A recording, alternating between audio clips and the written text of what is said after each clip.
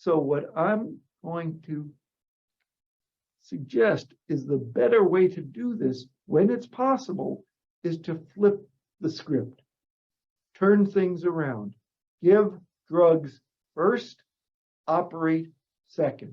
When the tumor is still there, before surgery removes it, give the treatment. This is called neoadjuvant therapy, and here's why we do it.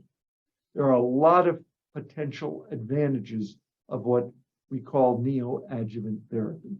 And I'm going to focus, it's a long list, but I'm going to focus on two of them. When the tumor is still there and the day we start treatment, we have the ability to assess the response of that treatment. We can see if the tumor is growing or shrinking.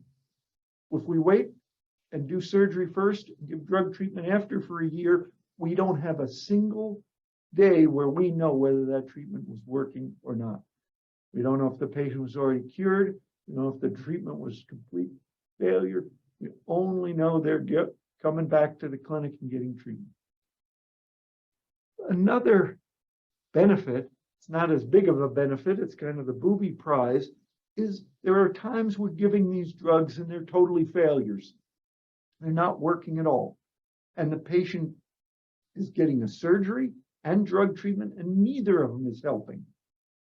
If we use the drugs first and they are clearly not working, we may be able to avoid surgery, switch to a different treatment, and get just as good an outcome with a lot fewer side effects. So why hasn't everybody been doing this neoadjuvant therapy all along? Well, there were a lot of concerns, a lot of worries that maybe there would be problems if we did this. And those problems were progression, enlargement of the tumor,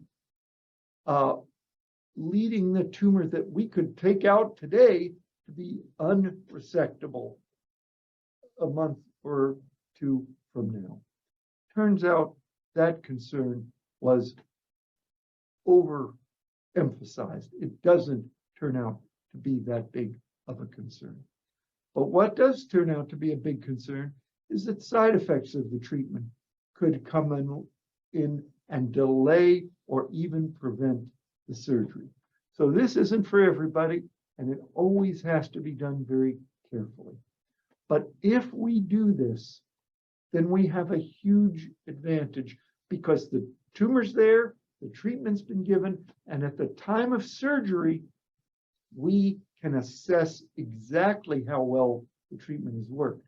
Now, most of the time in the past, we assessed the treatment by doing a CAT scan. Is it a little smaller, a little bigger?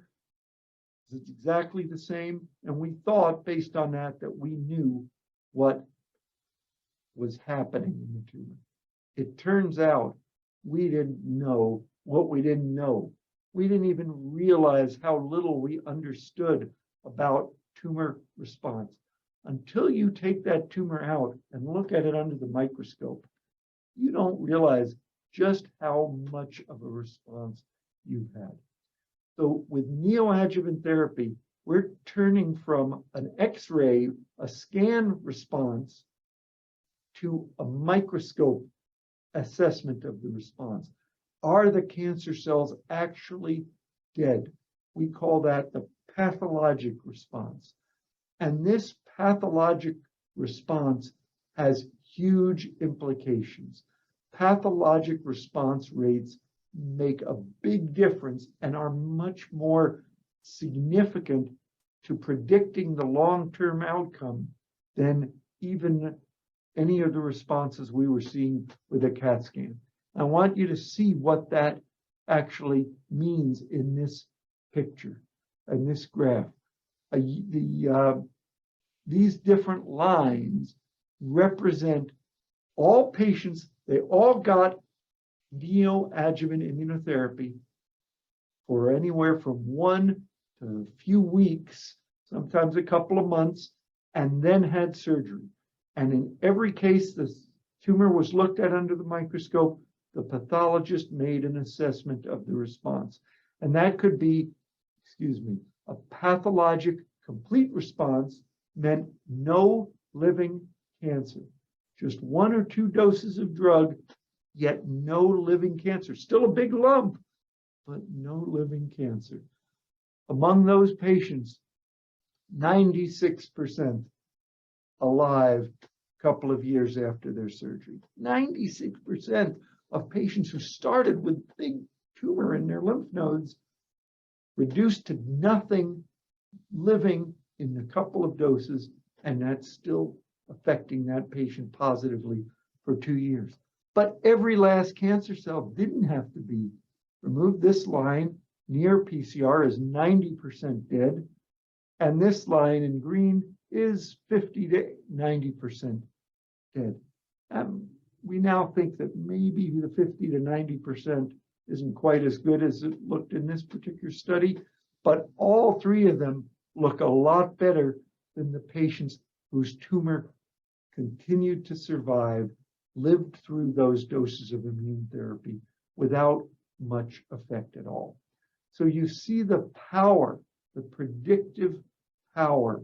I can give you just 2 or 3 doses of drug and know what's going to happen for years ahead if I do surgery and remove the tumor and look under the microscope at what happened.